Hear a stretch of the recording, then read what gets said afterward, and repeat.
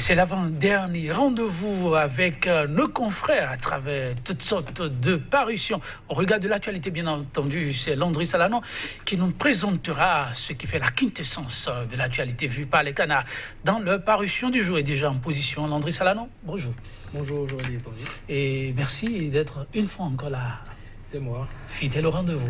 Toujours avec le même plaisir. Intéressant à savoir. Alors, parlant de l'actualité, qu'est-ce qu'il faut se mettre sous la dent? Écoutez, au lendemain de la loi d'amnistie, on croyait que les arrestations, en tout cas, allaient s'arrêter au Bénin, mais non, il y a eu d'autres arrestations également de jeunes activistes.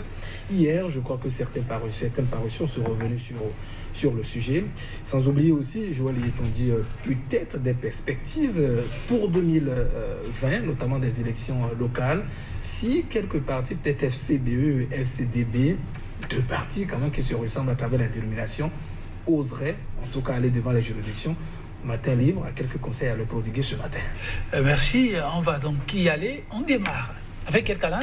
Nous démarrons avec l'Écho quotidien. L'Écho quotidien ce jeudi qui nous parle de l'activiste militant de l'opposition et membre du fan club Boniaï. Amis Draman a été arrêté ce mercredi 4 décembre 2019 par la police républicaine. Il y a un article qui a été donc consacré à cette arrestation dans les colonnes de l'Écho quotidien paru donc ce jeudi. Nous changeons de quotidien Matin Libre qui nous parle des communales et des locales de 2020. FCBE, FCDB, guerre d'attributs en perspective. Le journal y consacre évidemment un article, évidemment sur les suites qui pourraient donc arriver ou bien qu'on pourrait donc enregistrer à la suite d'une éventuelle saisine des juridictions ou également d'un certain éventuel arbitrage de la Cour constitutionnelle. Dans les colonnes du quotidien, il y a assez de détails. Point Média, de son côté, nous parle donc de la France, de FMI et également de la Banque mondiale et des partenaires techniques et financiers. Les nouveaux boucs émissaires de Patrice Talon, nous dit le journal. Pourtant, avertit-il, il y a une distance abyssale entre le dire et le faire, avec cette image du chef de l'État visiblement pensif à la une ce matin de Point Média. Et toujours avec le même journal, le pouvoir est dans une procédure d'effacement total de Sébastien Germain Adjavon, selon Donclam Abalo, qui est le porte-parole du parti USL. Info Plus, de son côté, nous parle de l'augmentation des tarifs d'électricité. L'État va payer à la place des consommateurs, on nous dit le quotidien, et puis s'alimenter au bord des rues, les risques du prêt-à-manger. Un article, une enquête qui figure aussi dans les colonnes du journal Info Plus, Joël Yetonti. Actu Express, c'est bientôt 10 ans d'exil de deux évêques béninois. À quand la fin de la déportation de Monseigneur Agbachi, Fidèle Agbachi, et de Monseigneur Agboton? Grosse interrogation à la une ce matin du journal Actu Express, qui nous parle également d'un autre article vers un réajustement à la hausse du prix de l'énergie électrique. Et si les associations de consommateurs joueurs ont enfin le véritable partition? Une autre interrogation à la une du journal Actu Express.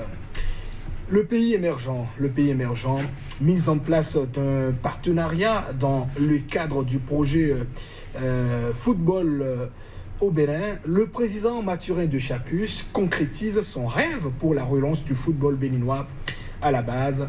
C'est l'article que consacre donc à la manchette aujourd'hui le pays émergent. Et le déchaîné du jeudi, vous savez, le journal satirique du jeudi, avec lequel nous finissons d'ailleurs. La Bible Yabor et Agbonon, la messe n'est pas encore dite. Quoi savoir ce matin, le déchaîné du jeudi? Vous savez, avec 3 acteurs à la une du journal. L'un évidemment qui nous joue de la musique en disant avis mandé mais autrement pour dire pas de pleurs. Un autre acteur visiblement qui ressemble à l'ancien président Boniaï qui dit Patou, si je savais que tu n'allais pas lire cette Bible. Et au troisième acteur, visiblement Patrice Talon qui dit tu, on sait quoi Yabo, je l'ai lu, c'est pas la bonne version, Dixit donc, le troisième acteur, le déchaîné du jeudi avec lequel nous finissons donc la une des journaux Joël Yetondu, ce jeudi. Merci à vous, Landry Salanon. Nous irons avec l'écho quotidien, donc exactement là où vous avez commencé, qui rapporte que l'arrestation ou des arrestations d'activistes se poursuivent. J'imagine en précisant le contexte. Oui, activiste militant de l'opposition et membre du fan club Boniaï, Amis Draman a été arrêté ce mercredi 4 décembre 2019 par la police républicaine. On apprend, Joël Yetondu, depuis hier qu'il y a eu encore d'autres arrestations qui s'opèrent notamment de jeunes activistes. Que leur est-il reproché pour le moment? Pour les premières informations, on leur reprocherait en tout cas d'avoir publié certaines informations au sujet des 3 tonnes de cocaïne raisonnées en Uruguay, qui serait donc en partance pour le Bénin. Une affaire sur laquelle vous avez eu quand même les menaces pratiquement du ministre de l'Intérieur, du porte-parole du gouvernement, le ministre de la Communication, qui disait en tout cas des poursuites judiciaires seront engagées contre toutes les personnes qui, comment dit-on, parleraient ou bien relaieraient des informations sur ce sujet. Vous savez, un qualificatif ou bien des qualificatifs, la qualification d'une infraction peut varier peut-être d'une procédure jusqu'à la fin. En tout cas, pour le moment, ce sont les premières informations qui nous parviennent, en attendant évidemment peut-être l'élaboration des procès-verbaux, peut-être la présentation procurée et notamment la suite à donner. Alors, qu'est-ce que je voudrais évidemment sonner quand même par rapport à ce sujet? On croirait peut-être que à la suite de cette loi d'amnistie, qu'on n'assisterait plus à ce genre de situation. Je suis d'accord, nul n'est au-dessus de la loi, nous sommes dans une république, et tant que vous commettez une infraction, il faut pouvoir répondre. Je suis également d'accord, je conviens également aisément à Joël Yetondu que quand il y a une loi d'amnistie ne couvre que des faits précis.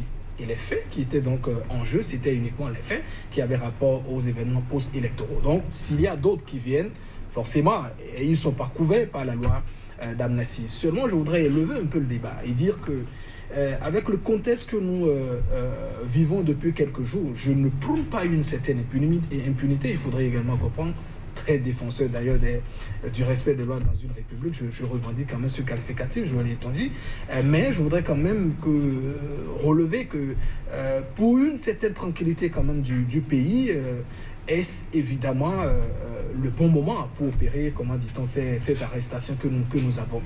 Vous avez, puisqu'il s'agit quand même de certains acteurs, des militants, comment dit-on, des activistes, je ne voudrais pas stigmatiser en disant qu'ils appartiennent à telle formation ou pas, mais ce sont quand même des Béninois, des jeunes récemment sont sortis de la prison. C'était quand même une situation pour calmer un peu. Et d'ailleurs, au lendemain de ce dialogue politique, le gouvernement disait d'ailleurs, pour des situations d'apaisement, il y a une loi d'amnistie. Certes, la loi est venue, des jeunes sont sortis de la prison, certains également qui ont retrouvé leur famille. On se dit, est-ce que forcément c'est le moment d'opérer encore d'autres arrestations? Est-ce que ça concourt notamment à la paix? On ne prône pas l'impunité, mais vous savez, souvent, entre les droits que vous confère une certaine loi, il y a souvent également l'opportunité de l'action que vous avez à exercer. Et on posait la question au jour à Macky Sall en disant, entre le respect strict de vos lois et la paix, qu'est-ce que vous choisissez? Sa réponse a été de dire, Joël Yetondu, il faut la paix pour appliquer les lois de la République. Il faut la paix pour appliquer les lois de la République. Actu Express nous amène sur un autre sujet qui, par ailleurs, a été évoqué par Info Plus. Les consommateurs vont devoir s'apprêter à payer des factures salées. Et lui, de s'interroger si les consommateurs jouaient, les associations de consommateurs jouaient à fond leur partition à Actu Express. Oui, il faudrait s'attendre à partir de 2020 à une augmentation des tarifs de la Société béninoise d'énergie électrique. Le Conseil des ministres l'a révélé carrément hier. À partir de 2020, on aura donc une augmentation de 5% sur les frais, des tarifs de la SB2E, la Société béninoise d'énergie électrique. Et à partir de 2021, il y aura une autre augmentation de 10% en perspective. Et au gouvernement de dire, peut-être pour amoindrir les chocs, en tout cas le Conseil des ministres l'a annoncé hier, il y a une certaine subvention que le gouvernement met en place pour tenter, comment dit-on, d'amortir le choc et de ne pas permettre aux concitoyens de payer, disons, cette différence. Alors, la machine était enclenchée depuis quelque temps, Joël Yetondu, depuis que les réformes au niveau de cette société étaient annoncées. La rencontre, souvenez-vous, en octobre dernier, avec les consommateurs, disons, des nouveaux partenaires de la SB2E et, disons, des autres acteurs qui interviennent dans la société, on s'attendait déjà à une augmentation. D'ailleurs, la nouvelle avait été portée. Et l'objectif que visait c'est de dire nous associons les associations de consommateurs. on se dit, vous savez, je voudrais reprendre ce matin encore, comment dit-on, un opérateur économique, excusez-moi, un compatriote, un acteur politique au Bénin, qui disait que en matière de récession ou de crise, on n'applique pas des taxes, on ne vend pas de nouvelles taxes. C'est vrai, une fois encore, peut-être au niveau d'une société, quand il y a des charges, il faut les répartir au niveau des consommateurs et en arriver, comment dit-on, à payer beaucoup plus de ces, disons, une certaine augmentation des tarifs, ça peut, comment dit-on, être préjudiciable pour le consommateur, même s'il y a une subvention de l'État qui est ajoutée, mais pendant combien de temps l'État, comment dit-on, paierait ces subventions? Et quels sont les mécanismes que nous avons pour vérifier également si cette tarification, cette augmentation a été amortie et prise en charge par l'État? Je demeure dubitatif. Ce matin, Joël Litton. Oui, 30 secondes, Matin Libre, qui se demande si, à la louve les choses, l'FCBE et les FCDB vont finir devant les tribunaux. Alors, le gros conseil, ou bien en tout cas la crainte ou l'inquiétude de Matin Libre, c'est de dire, mais si éventuellement, vous savez, les lois portant élection, la loi portant élection, je parle du code électoral et également des d'autres dispositions prévoient quand même qu'en deux parties, il n'y a pas similitude en matière d'attribution également de logo et de tout ce que vous savez. On parle de FCBE qui existait et de FCDB. C'est pratiquement deux jumeaux qui se ressemblent. Le journal a beaucoup d'inquiétudes. Est-ce que s'ils allaient devant les juridictions ou bien à l'occasion de 2020, est-ce qu'on ne dirait pas qu'il y a similitude et que ça pourrait constituer une perte à FCBE ou bien à l'un des deux partis? Et grosse crainte pour 2020 relève comment dit-on, Matin Libre, Joël Litton. Merci à vous. Chers téléspectateurs, merci pour la complicité. On se retrouve demain. Au revoir.